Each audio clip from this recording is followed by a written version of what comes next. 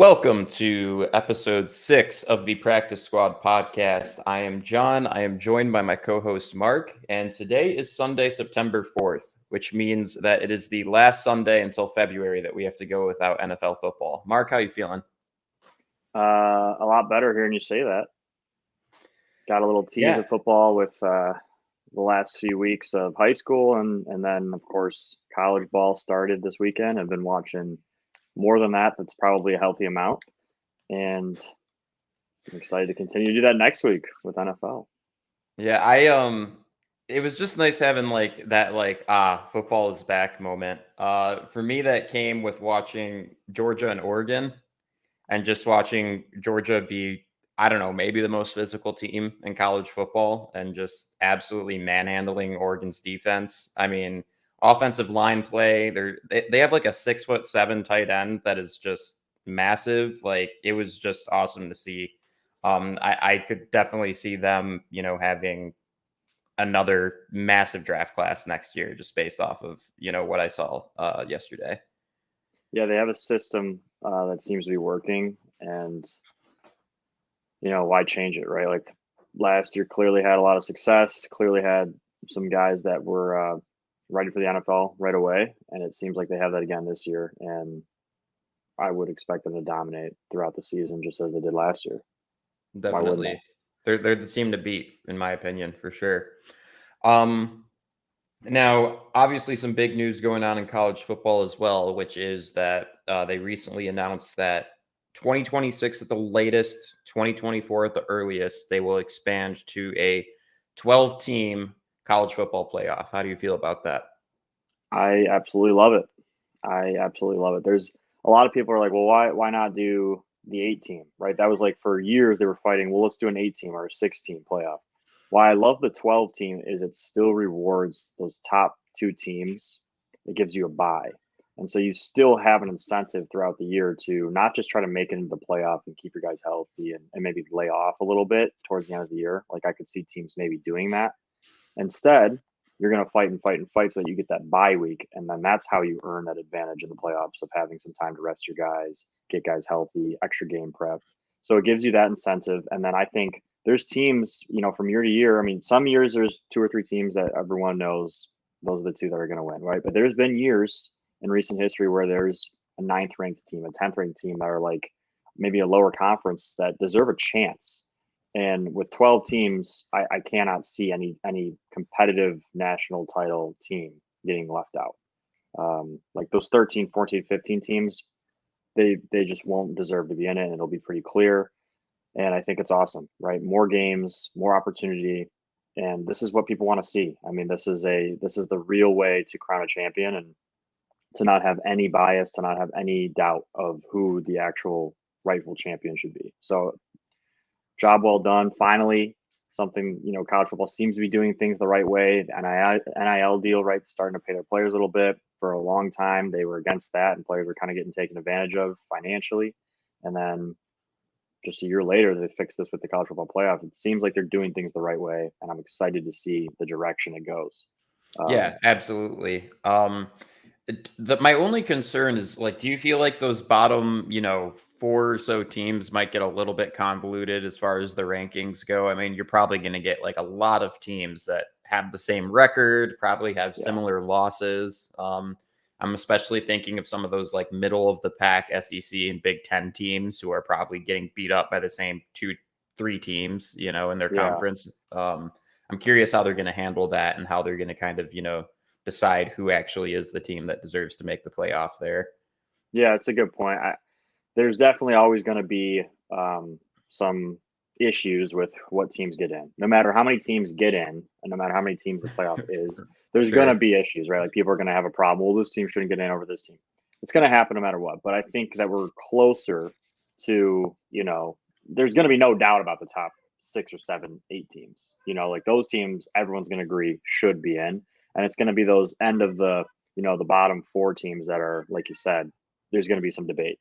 And I just think it's a good thing that those teams that do get those last final few bids in there just have a chance to compete. I mean, they're going to play a very good team in the first game of the playoffs.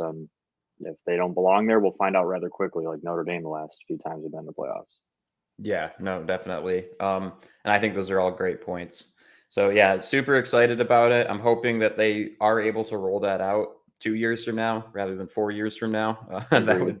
That would be much appreciated. I read a stat which I think this should be relatively obvious, but University of Michigan would have made the playoffs like 30 of the last 50 times or something like that if it was an In this expanded system. 12. Yeah, exactly. I mean, that it's been the same issue for Michigan pretty much the entire Harbaugh era, where they go and they lose to Ohio State, and then there goes their chances, basically. So, Aside from last year, obviously. aside from last year, right? Exactly. So, I'm curious to see, like, you know, there's plenty of teams across the board that have that same issue. Where just they got one rival that's better from them, just crushing their playoffs hope year over year. So. And I'm, there's I'm been super years, yeah, there's been years where there's teams like, I mean, Michigan's had their fair share of times where they have a bad loss Yeah. relatively early in the year, or they lose to like the first or second ranked team, and then they don't even get a chance for a rematch. They don't get a chance to compete in the playoff. And it's like, well, if they played them again, maybe they'd win. It's not like they always get blown out in those games. And Michigan's not the only example. There's plenty of other times where these hmm SEC teams, like you mentioned, like Florida for a few years, their only loss would be to Alabama twice, and they would have two losses and they're out on the playoff debate. And it's like, Yeah. okay, well, they lost to the number one team twice, and now they don't even get a chance to compete to get back to the championship game and have another chance at all that. So I think it's the right thing. I'm excited to see it. I think it's good, and it's more money too. I don't know if you saw that stat. It's going to double the amount of money the college football playoff brings in. They're estimating at like $1.2 billion. It's all a business, man. I Dude, absolutely love it. I yeah, mean, and just seeing creative ways that the NFL has come up with, how to bring in new revenue, selling licensing deals to now Amazon and stuff like that. Like yeah.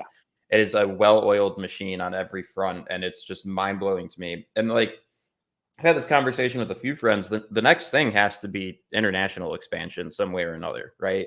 They've been, flirting with the whole going over to Europe for a couple games a season for quite a few years now.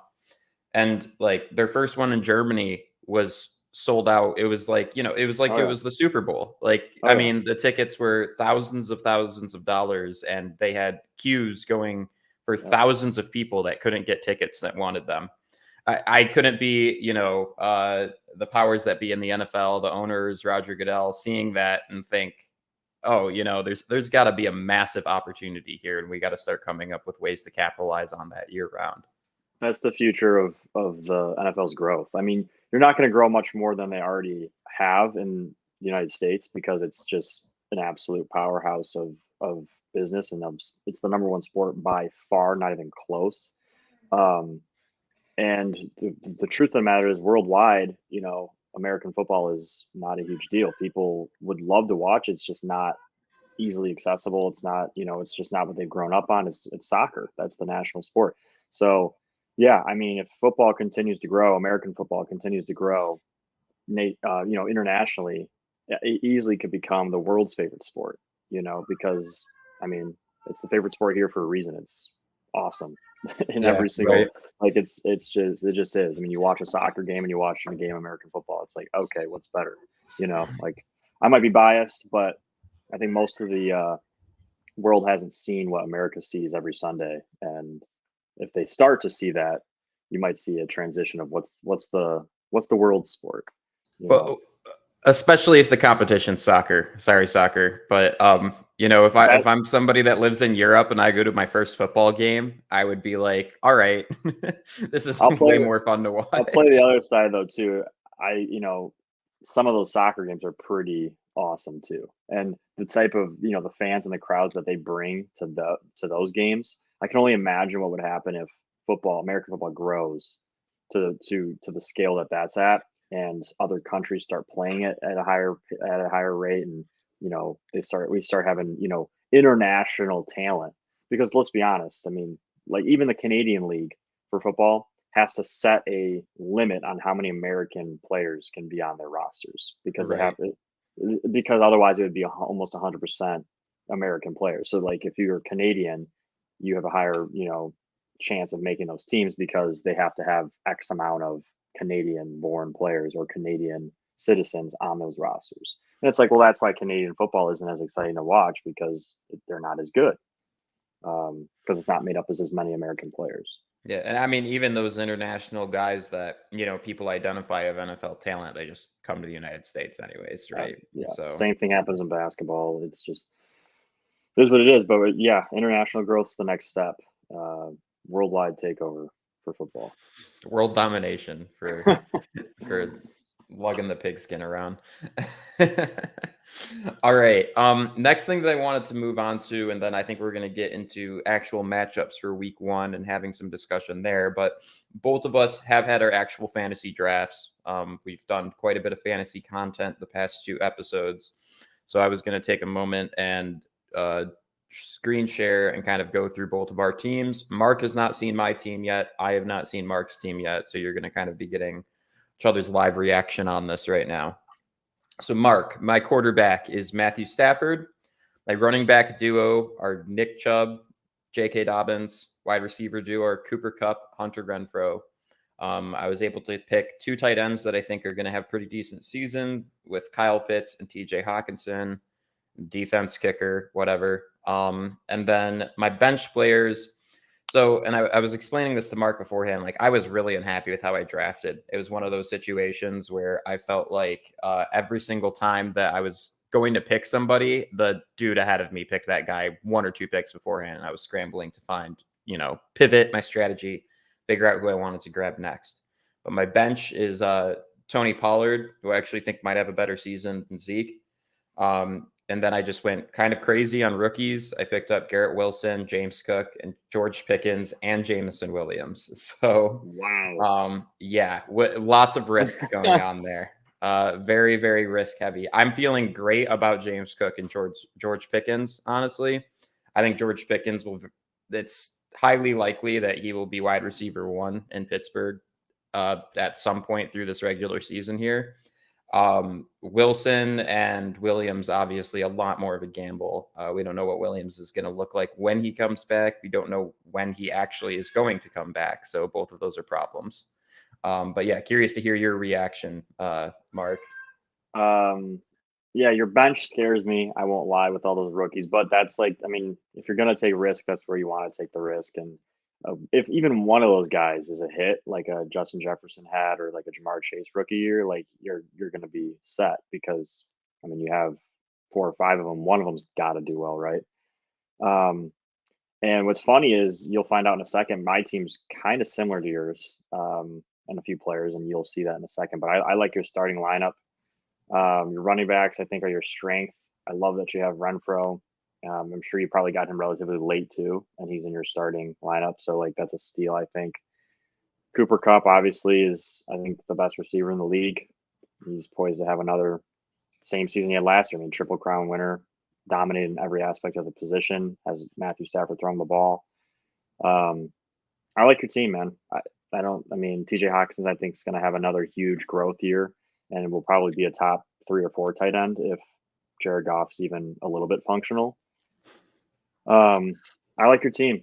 I do. And you'll find out pretty soon you might like my team based on who you drafted. Yeah, let's check it out. So we just have screenshots from Mark. I apologize. But okay, we got Mahomes as your quarterback. Your wide receiver duo is Cooper Kupp and Keenan Allen. I really like that duo. Alvin Kamara and Montgomery as your running back duo. You have Hawkinson as your tight end, and then Allen Lazard. And then you have Harris, Hopkins, who is out for the first 6 games, but I don't know how early you took him. That looks like a steal. I got him late. Yeah, really late. Yeah, that's awesome. You got Kareem Hunt, Robert Woods, which is a great and safe pick, I think. Higbee is your backup tight end. Derek Carr is your backup quarterback. And then Saints defense, of course, going to tear it up this year. I really like your team as well. I would say, my biggest concern in your starting lineup would probably be Montgomery.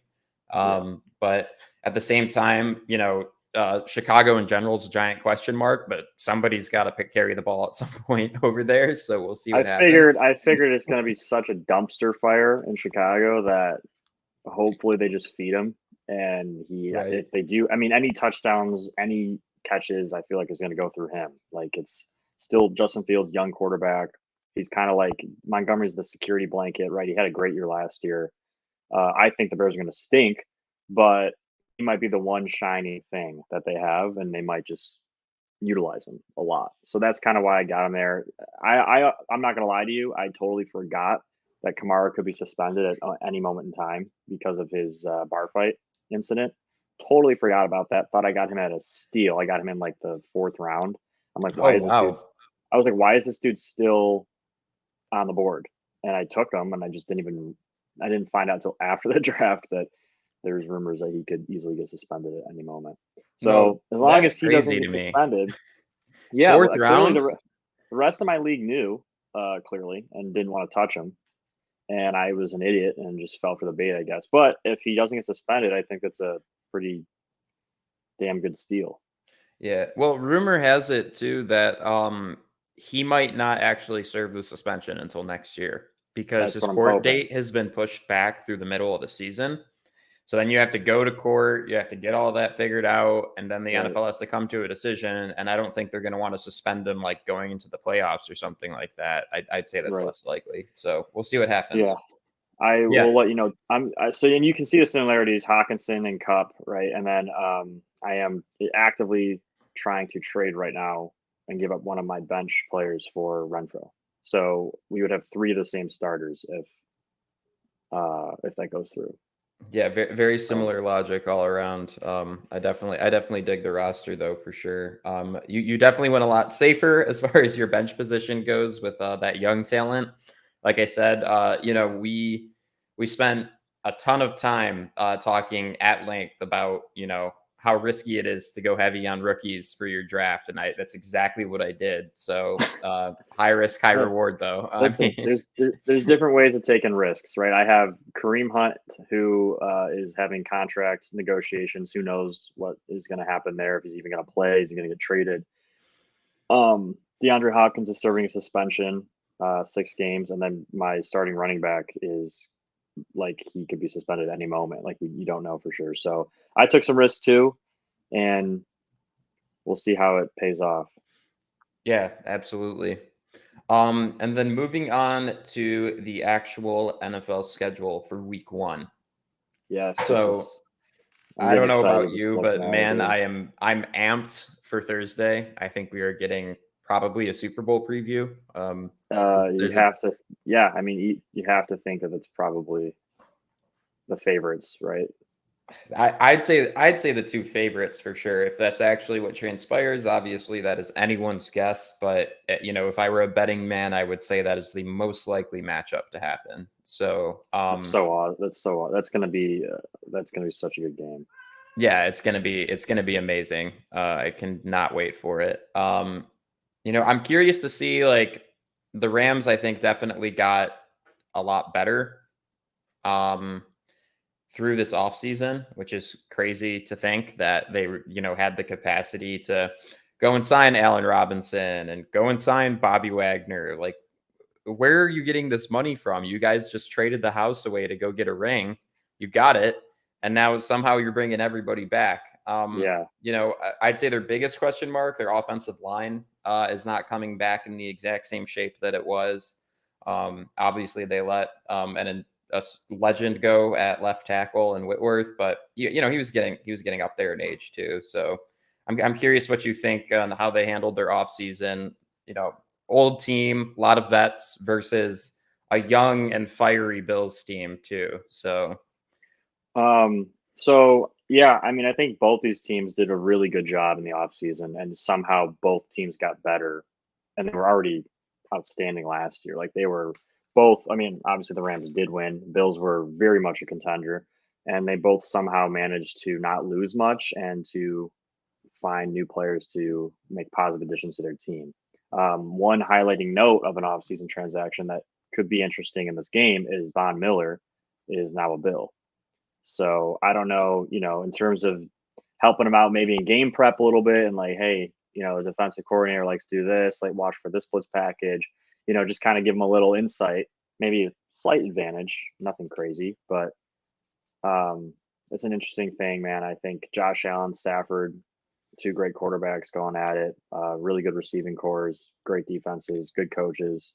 This is an awesome way to kick off the season, and a job well done in the scheduling department.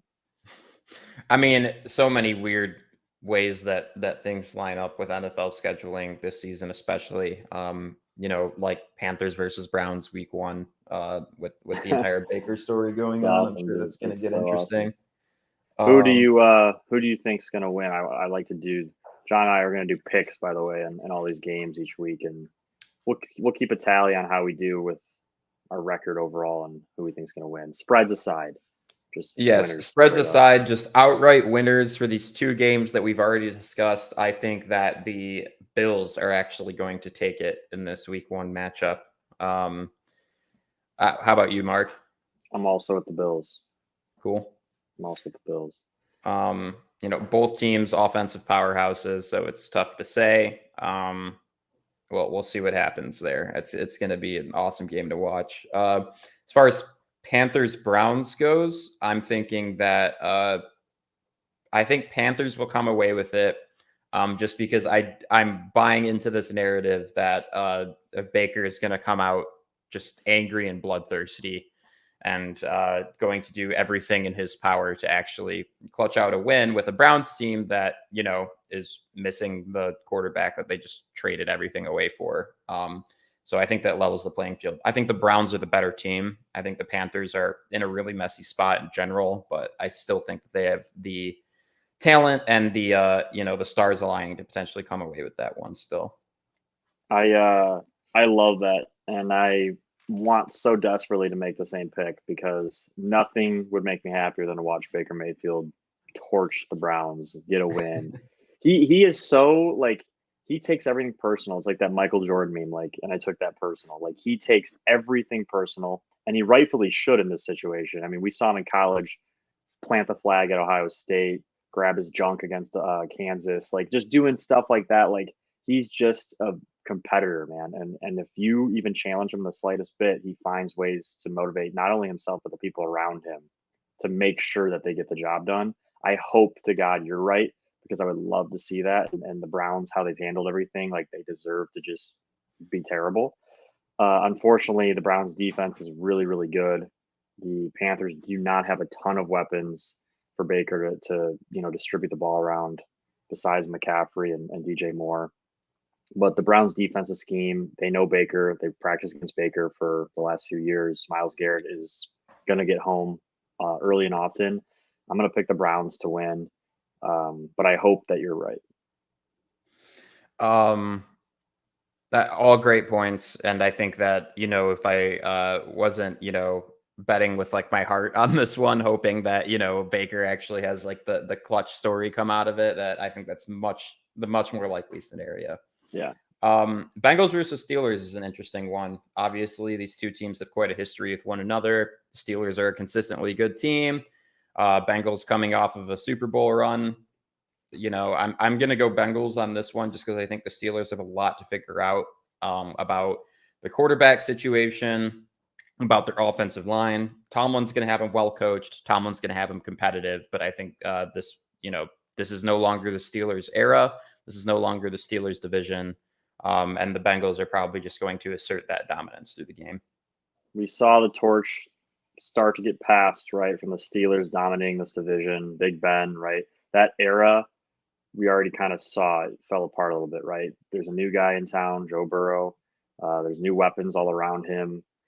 Cincinnati, they were like the bottom tier team for a long time, and that patience, that fan base having to deal with it, right? Now it's their turn, right? I think Joe Burrow is the man. We're watching early remnants of Tom Brady. It's just happening all over again. That's what I truly believe I see in him.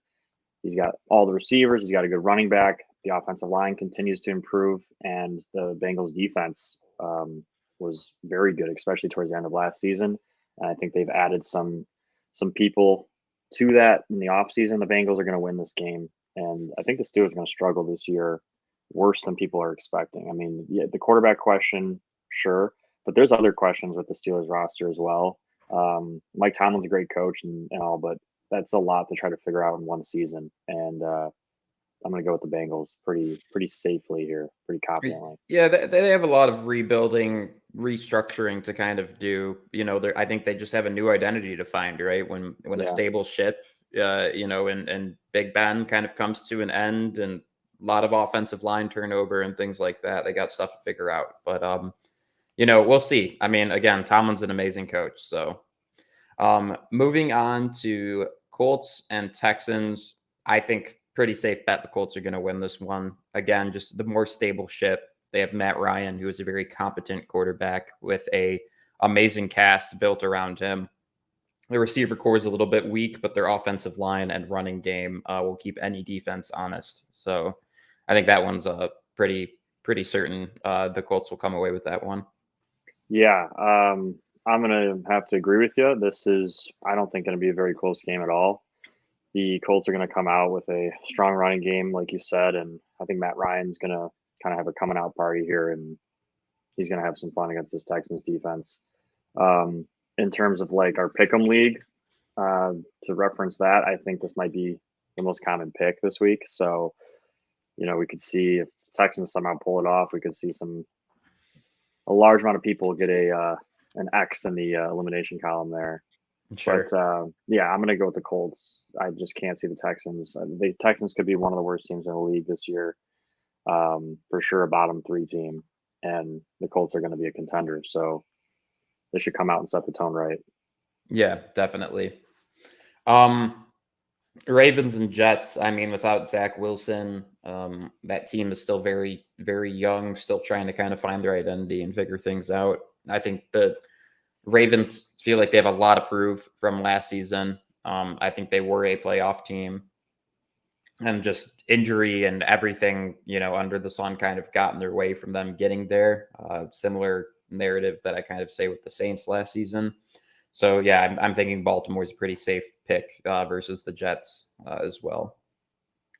I'm going to go with an upset here in week 1. A little slump to start off the season for Lamar and the Ravens. With they have a lot of guys that were injured last year that are going to be coming back. There's probably going to be some rust in terms of that, in terms of chemistry and just like being on the same page, especially offensively.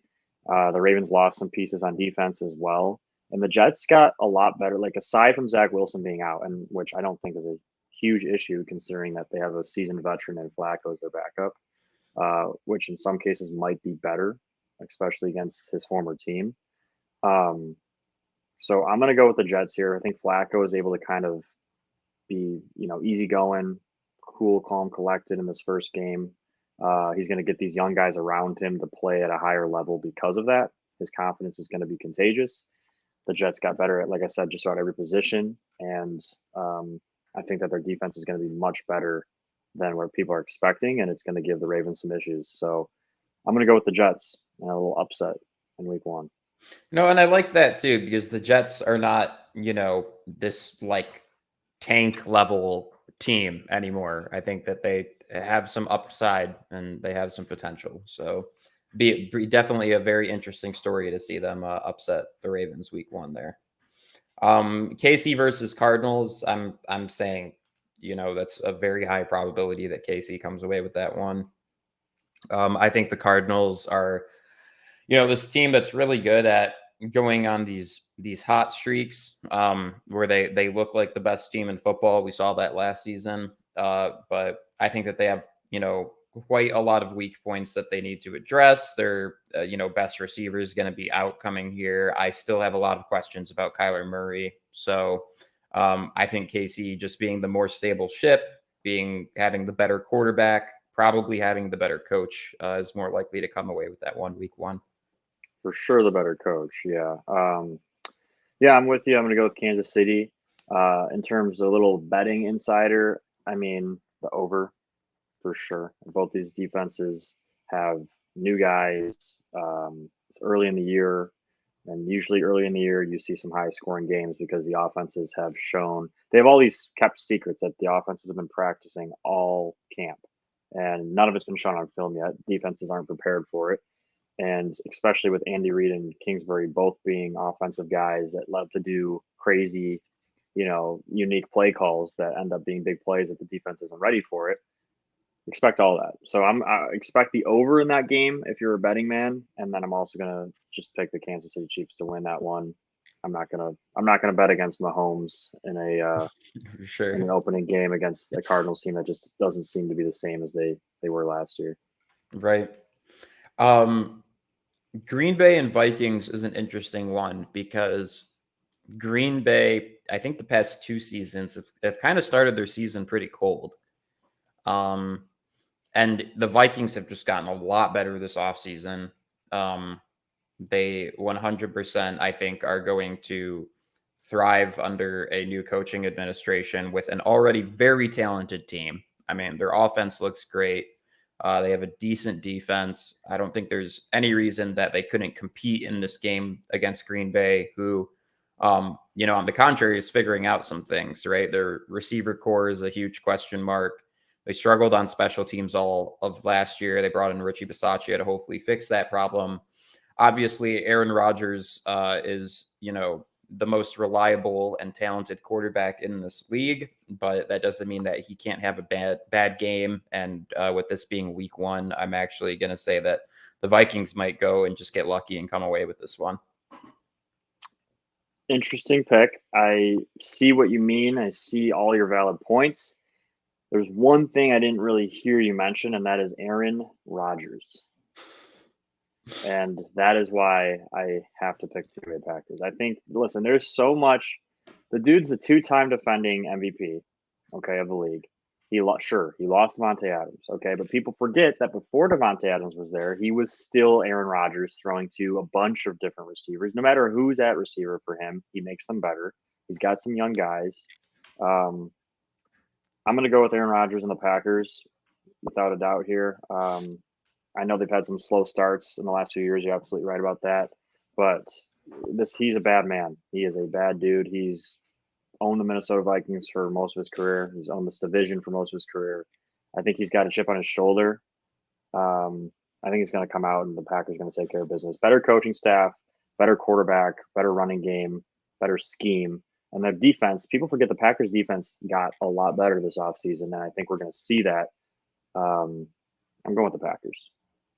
Yeah, I mean, I can't disagree with any of those points. Obviously, to some degree, I'm taking a different pick here just so that you and I just aren't in line on every single one of these. But, keep in mind, the Packers did lose 38-3 week 1 last year against the Saints, who they were objectively a better team than, and the test of time showed that. So you're right about that.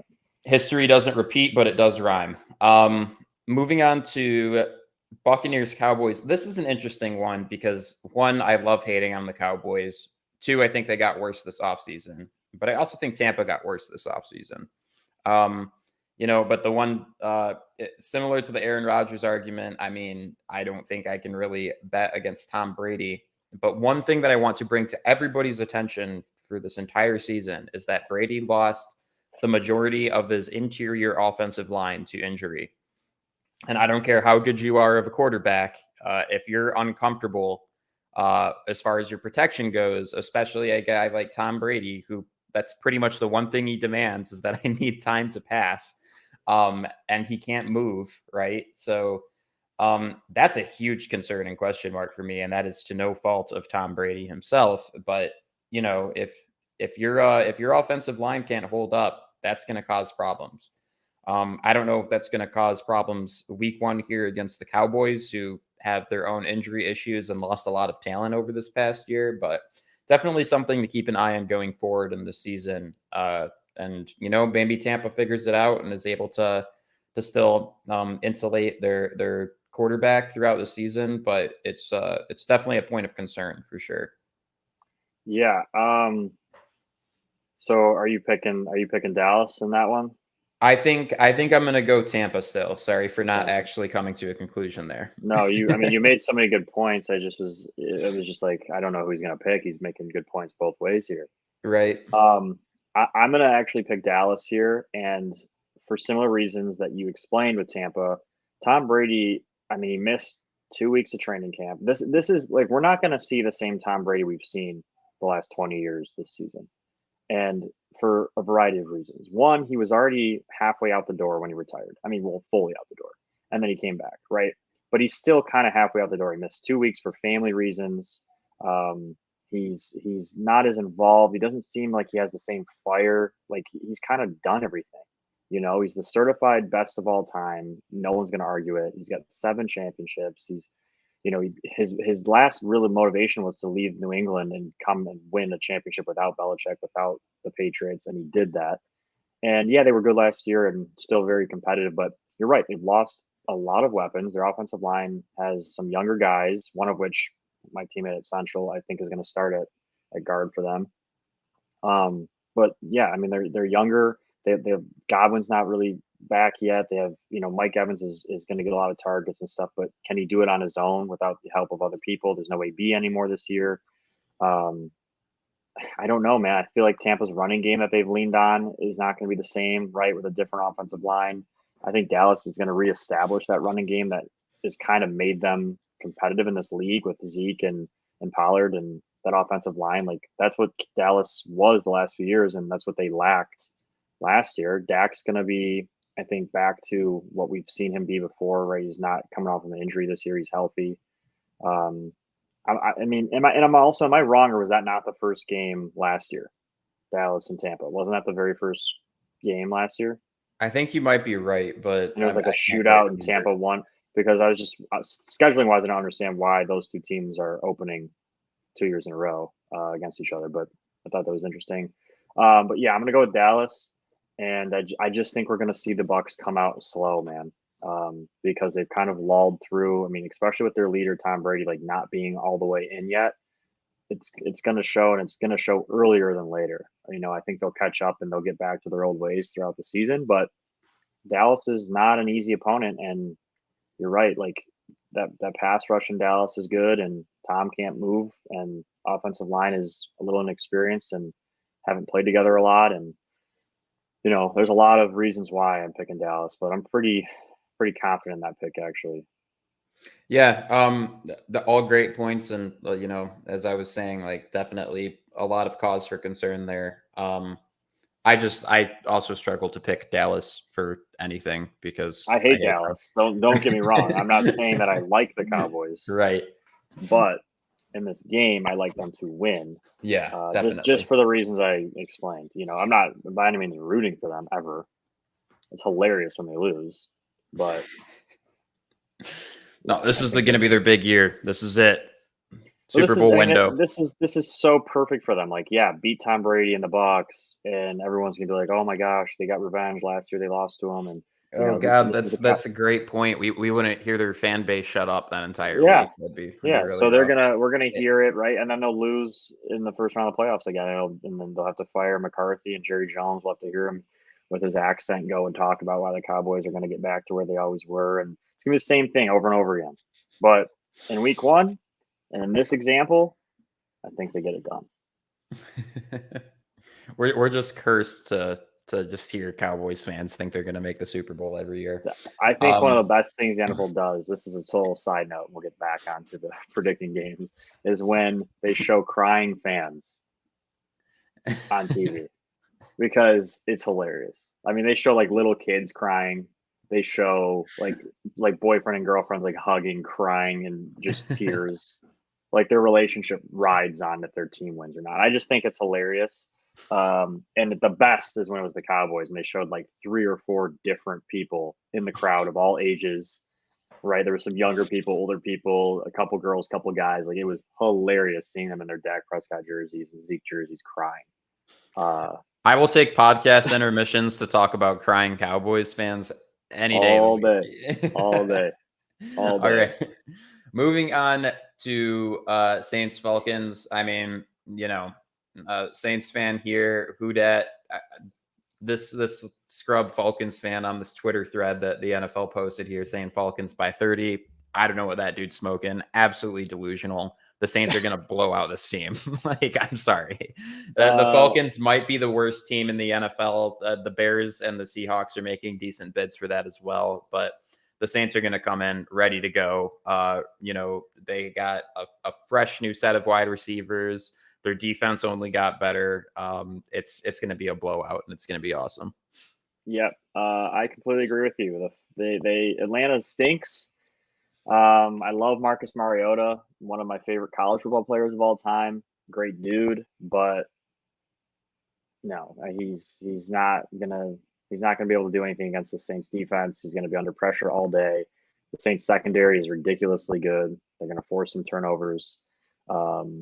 This is gonna be a defensive domination. And now I don't know how well the Saints offense will do. I'll be honest with you. I am still not a firm believer in Jameis. I don't know what his deal is. I know he got his eyes fixed and maybe he's going to throw less interceptions. That seems to be the rumor around the league.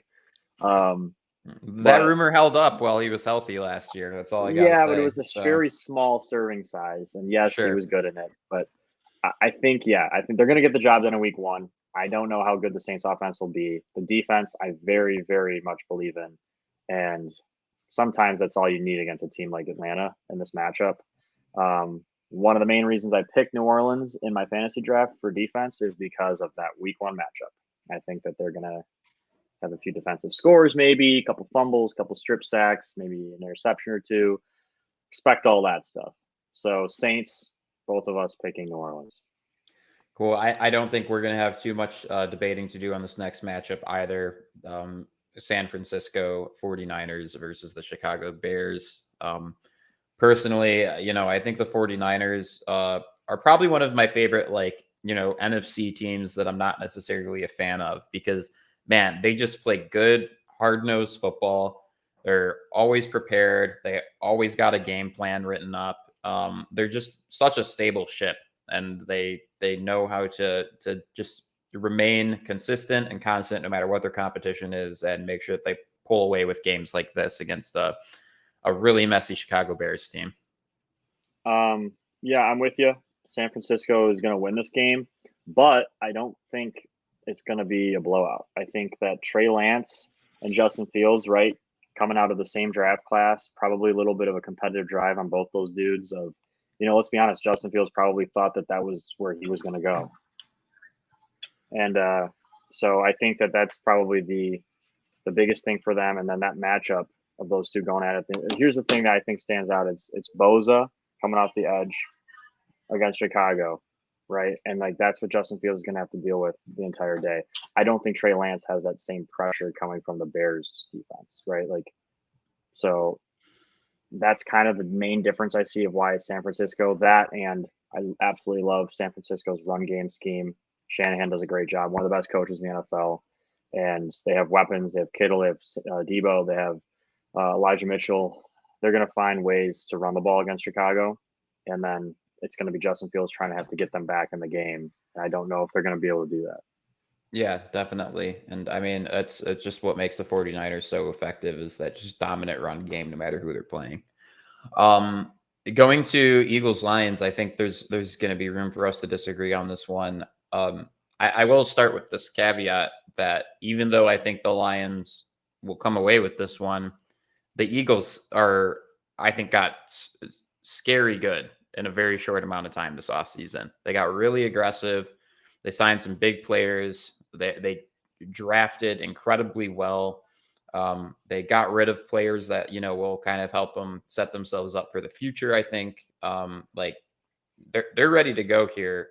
They are probably going to win their division if I had to guess. I think that they're a team that got a lot better this offseason, whereas the Cowboys got a lot worse. And obviously the Giants and the Washington Commanders are still trying to figure themselves out.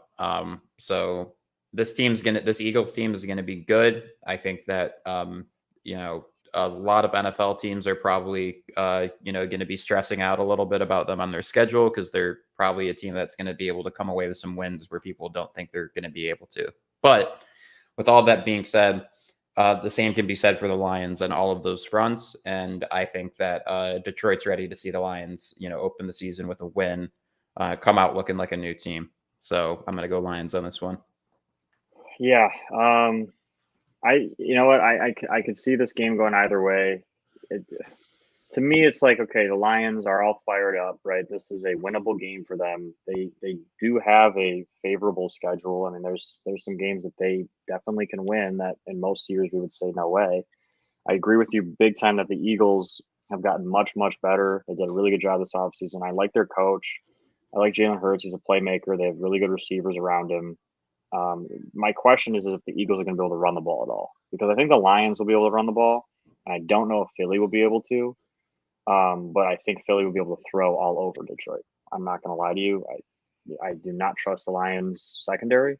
I do not think they're good. If the Lions don't get pressure on the quarterback, which is a question mark, right? Like I know they have Hutch and some other weapons, but we haven't seen him do it yet in meaningful games. He's going against a pretty good offensive line in Philly, so I'm going to go with Philly here. I just think that the Lions are going to have a letdown, and I just don't trust it that Detroit's going to come out and pull it off. That's at the end of the day, I'm still thinking it's the same Lions, man. They'll be competitive. It'll be a good game. There'll definitely be signs of, during the game, like we're going to win this, and then we won't. Is what I think is going to happen. It's going to be more of the same that we've seen. I'm going to go with the Eagles. Yeah, I can definitely see exactly that playing out too. Of course, just yet another Lions game where you think they're actually going to come out with it, and they find a way to shoot themselves in the foot in the fourth quarter at some point. Yeah, it just reeks of having a 4-point lead. Minute 46 seconds left in the game. Jalen Hurts scrambling around, making plays, and then a touchdown to AJ Brown to lose the game. That's right, just what or an reeks interception of. on a key drive or something like that. Yeah, it just reeks of that. So, yeah. This next one here should be a good debate. Patriots versus Dolphins, where I think that the Dolphins are more likely to finish second in that division than the Patriots are.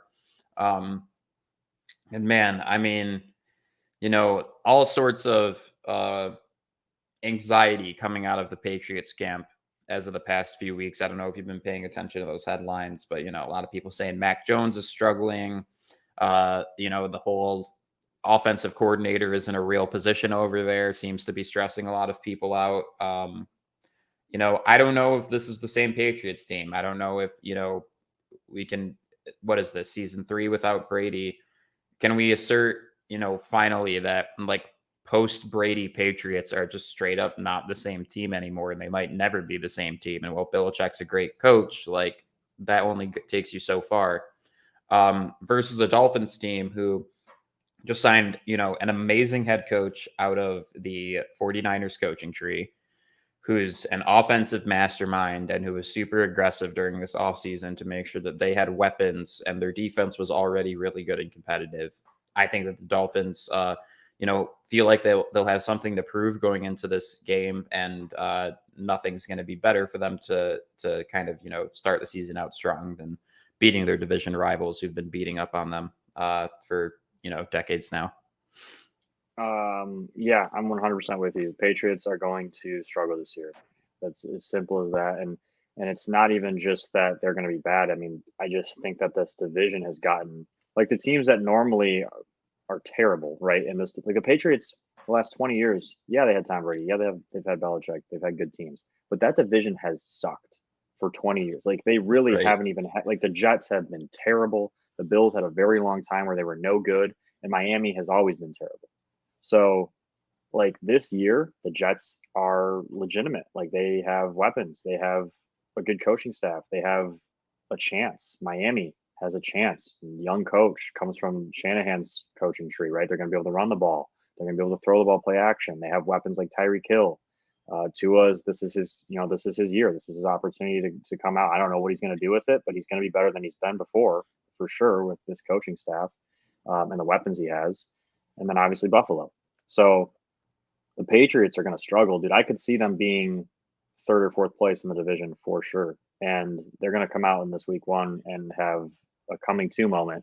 And Miami's going to have their like we're here and we're here to stay type of moment. I think that the way that Miami's going to have a similar scheme offensively as the 49ers do, because you're going to see the mirroring of the coaching. And he learned everything from Shanahan, and he brought a lot of his own stuff to that system as well. A lot of the ways you saw Deebo Samuel used, you might see Tyreek Hill used. So, I'm going to go with Miami, and I'm pretty confident about it. And I'll say that, I've made a few preseason over-under bets in terms of wins. And I just want to put it out there that the Patriots are one of the teams that I bet under. I believe it was under 9 wins, or maybe 8.5. But I took the under on New England, and I'm fairly confident about it. And it's going to start with a loss week 1 to Miami. Yeah, I definitely think that is more than possible that they don't go over 500 this season. So yeah. We will see. Like you said, I mean, their own division, they were able to take 5 or 6 wins a season for granted in their own division every single year, and they just cannot do that anymore across the board. No. Moving on to Jags Commanders. I think the Commanders are the better team here. I mean, this is a crummy matchup. Talk about a poop game. Literally poop. Actually, you know what? I wasn't going to do it, but I will take the time to just, publicly say that Dan Snyder's the worst owner in the NFL. We all know this. I went to a Commanders game to watch the Saints play them last year, and it was the worst NFL experience I've ever had in my entire life, hands down. He might be the worst owner in sports, man. Like, he might be the worst owner in sports. He's garbage. And it took me 30 minutes for us to get to our seats. We literally had to ask staff members who had to ask other staff members to tell us where to go. The upper bowl wasn't even labeled when we finally got to like the one staircase in the stadium to get to the upper bowl. And then there were, like little signs on the seat saying to like, go to some like thing to claim like some coupon or free stuff at the seats. We go over there and they just try to sell us season tickets to their horrible stadium that can't even have their poop pipes rigged up properly. Yeah. So I was like, all right, this is horrible. Oh, also, it is in the middle of nowhere. That like the parking lot is like probably, I don't know, a half mile away from the actual stadium. Like you are walking to get there. Walking. It is. We got dropped off by an Uber, and we couldn't even see the stadium where we got dropped off because there's just like forests and a mile worth of trail that you have to walk through to actually get there. That place is garbage. Dan Snyder's garbage. So with that being said, the Commanders win. Okay. So all of you just said had nothing to do with your pick. I thought for sure you were going to pick the Jags. No, I just needed to take this moment to hate on the Commanders and let everybody know that they're the worst franchise ever. Okay. Gotcha. I love that. See, what I like about that, John, is you're not letting your heart and passion affect your brain. No. Right? Because I'm also going to pick Washington here. I refuse to say Commanders because it's the worst name I've ever heard of. So bad. I'm just going to call them Washington. Listen, I almost would have rather them stay with Washington football team. I like Washington football team. They had just a nice, like, we don't know what we're about vibe to it. It's just a joke, man. Like, it's a joke of a franchise. I'm not going to, but here's the thing. They have a good coach. They have good pass rush. They have a couple good receivers, and the Jags stink. And Trevor Lawrence is not as good as people thought he was going to be. They're overpaying so many different players that are going to just do an average job, right? In Jacksonville, and so this game's in Washington. I'm going to go with Washington, man. Like I don't think that they're going to be as bad as people think. Actually, I think they'll probably win 6 or 7 games.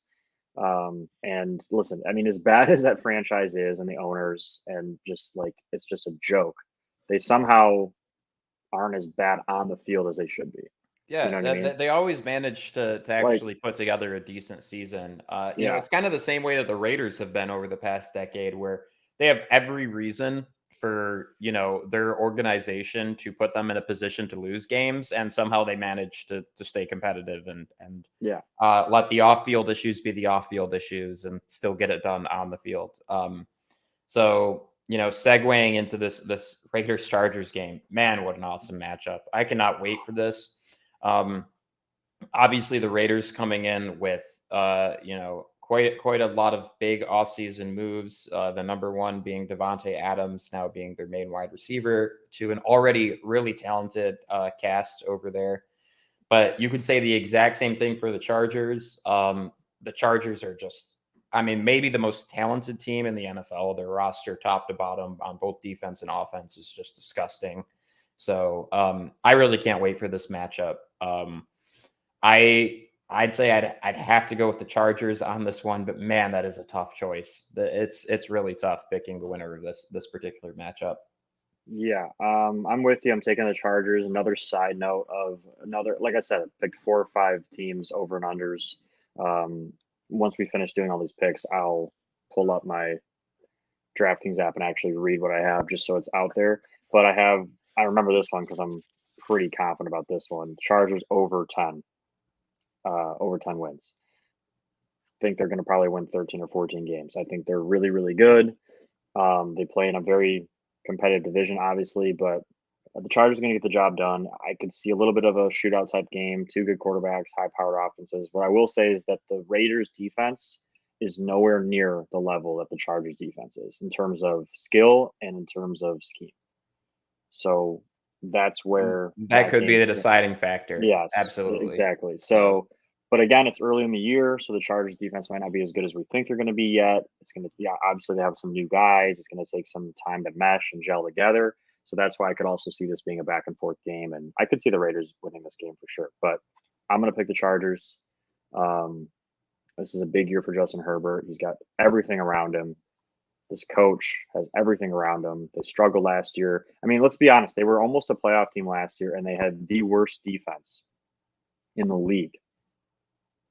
Okay, like they were no good, and they almost made the playoffs. So that just tells you. And now their defense is, expected to be one of the top 5 or 6 teams, in the league. So I'm gonna go with the Chargers. Should be an exciting game. Every time there's a division game in that division, it's going to be exciting football. It's going to be great. Wait. Yeah, I cannot wait, and I'm gonna stick with it. I'm gonna go with the Chargers. Cool. Giants Titans. I think that the odds are really stacked against the Giants here. They might not be the worst team in football this year, but they are not going to be a great team. That's for sure. The Titans have a lot of problem areas to address. I personally have a lot of questions about what they're going to look like this season. But, Vrabel's a great coach. Their offense is rock solid. They got a pretty good defense. I think that there's a very low likelihood that the Titans don't come away with this one. So, agreed. 2 words: Daniel Jones. He's terrible. Can't watch him. He's had more opportunities than a guy deserves in the NFL to play quarterback. I'm sorry. I know there's a lot of people that still think he's got a chance and make the excuses that he's on a bad team. Listen, I mean, that excuse lasts for only a certain amount of time, and his time is up. He's not good. Their team has struggled because of it. They have actually a really good receiving core. They have Saquon Barkley. They have a good defense. And they don't win football games because he is the problem. There's no excuses for him. As simple as that. He's going to go into Tennessee and he's going to struggle, and that's why they're going to lose the game. And it's not going to be for any reason other than that, because I don't think Tennessee is going to be that good this year. They're not the same team. Derrick Henry's not going to be the same player. Tannehill has kind of been on decline lately. They lost their top receiver. They've lost some guys in their defense. Like, Tennessee's not going to be the same team that we saw last year. And they're still going to win this game and probably won't have any problem doing it because Daniel Jones will probably give it to them in a wrapped box. So I'm curious to see, when the Giants inevitably look to move off of Daniel Jones next season, who that guy is going to be, right? And I know this is speculating way into the future, but man, like, so many teams here have just like swung big on a quarterback and it's worked out for them. You have to wonder if the Giants are maybe thinking about trying to do the same thing, or if, maybe they'll go with a safer route like Garoppolo or something. I'm not sure. But definitely interesting situation there. Tough for him. All right, moving on to sorry, go ahead. John, looking way ahead, just building off your point, looking way ahead too, you got to remember this is going to be a really good quarterback draft. Like, the Bryce Young and Stroud are ridiculously talented quarterbacks. They're going to be franchise quarterbacks. And if the Giants are as bad as I think they might be, they might have one of those first 2 picks. Right. So that's another thing that could happen, whether they do the trade route, sign someone who's kind of already established themselves in the NFL, or they go get one of these younger guys that seem to have a lot of promising talent. Either way, there's going to be a different quarterback in New York next year. So. Definitely. And sorry, one other quick thing with that. They drafted very well this past draft, I thought. They made some great investments at offensive line. They made some great investments at defensive line. And look, I mean, I think Mark and I have kind of talked about this a lot, but like quarterback comfort is really one of the main deciding factors in the NFL. You can't protect your guy and you can't get after their guy. You're going to struggle to be a good team. Simple as that. So we'll see there. I think, it's another reason why I think the Lions might actually, be a good team here is because that was the very first thing they took the time to invest in was their defensive line and their offensive line. Moving on to a last matchup here, Monday Night Football, Denver Broncos against Russell Wilson's old team, who are just very much in a rebuild phase, the Seattle Seahawks. Yeah, I mean, I don't think there's too much room for discussion here. The Broncos are very, very highly likely to come away with this one. I mean, the Seahawks are they don't have it together right now. And the Broncos were a franchise quarterback away from really being able to give a lot of teams a run for their money. So I don't see any way that the Broncos lose here. Yeah, this is going to be a blowout. This is going to be Russell Wilson coming home. You can already see him being all weird with his emotions. Thank you, Seattle. Russell Wilson being, as good of a dude as he is, he's weird and he's kind of a little bit dramatic and I don't even know how to describe Russell Wilson, dude. I don't I love that he's a good guy. He's a good dude, but it's so corny, some of the stuff he says. And he's just kind of a corny dude. And, the Broncos didn't help him out with that whole Let's Ride fiasco because it's just what he's just, I don't love Russell Wilson. I respect Russell Wilson. I have no problems with him. He's just corny, man. I don't really root for him because it's just like, okay, you're just kind of a weird dude. It's a little bit of a cheese ball for sure, but he's totally cheesy, totly. But he's gonna go there, and he owns Seattle. He's the only reason Seattle has been what they were for the last decade. He's gonna go there. He's gonna have his revenge, I guess, if you even want to call it that. He clearly wasn't happy in Seattle the last 2 years. Was love to say, oh, my future here is unsure and it's not up to me. It was always up to him. He's being a dramatic, little drama queen. Didn't want to ever be the one that said I want to trade, right? Because that would make him look bad, and God forbid. Right. So he's going to go there. He's going to own them. Seattle's terrible. I mean, the fans like Russell Wilson more than they probably like their own team. So I'm going to go with the Broncos pretty easily here. All right, that is all of our week 1 picks. Mark, I'm super excited to have just kind of these weekly check-ins with you throughout the season and see exactly how all of these teams progress. One thing Mark and I are going to try to do is either Sunday nights or Monday nights, we might check in for like a 30-minute pregame live stream so that we can kind of, recap about what Sunday looked like, looking ahead to the next week, things like that. Just try to get a little bit more frequent with our content. Thought it could be something fun. So looking forward to the season and yeah, let's ride. Let's ride, dude. I want to go real quickly over those picks that I have. Yep. Just so that it's out there. And if people want to ride with me, they can. I can't, if it does well, I'll take credit and say, it was a good job. And if it doesn't do well, then I'm advising you to not copy me. But basically my teams that I picked here, as I look at this, I have Green Bay's over on wins. I believe it was at 11. I think that they're going to win they might lose one of their division games, but they're going to win more than 11 games. It's just, I believe in Aaron Rodgers. I have the Chargers over. It was over 10. I think they're going to win 13 or 14 games. I have the Patriots under, which was at 8.5. I think they're going to struggle. They're just not going to be the same team that we've seen in the past. And then the final team that I had was the Bears under. and I believe theirs was at 6 or 5.5, and I just cannot see the Bears winning 6 games. So That probably would have been the easiest one out of all the ones you just listed for me. yeah. So that is what I have as my preseason bets. I haven't really done the preseason over under bets before. I just feel pretty confident about those ones, and it gives me a reason to watch those teams and keep an eye on them throughout the year.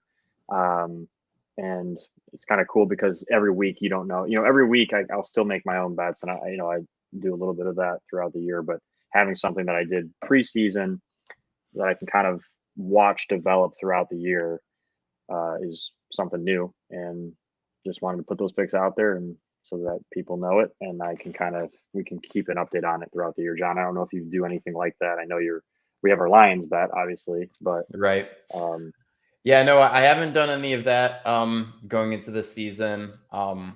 Between two fantasy leagues and three different betting pools, I think I'm pretty loaded up for the season, so I think we should be all right there. yeah, But I would say that I, agree with just about all of the predictions you made there. Yeah, so definitely looking forward to see how this season transpires. Obviously, I think you and I have some pretty strong opinions about our expectations for a lot of these teams. So, we'll see how right we are. football's back. Football is back, baby. We'll catch you guys next week.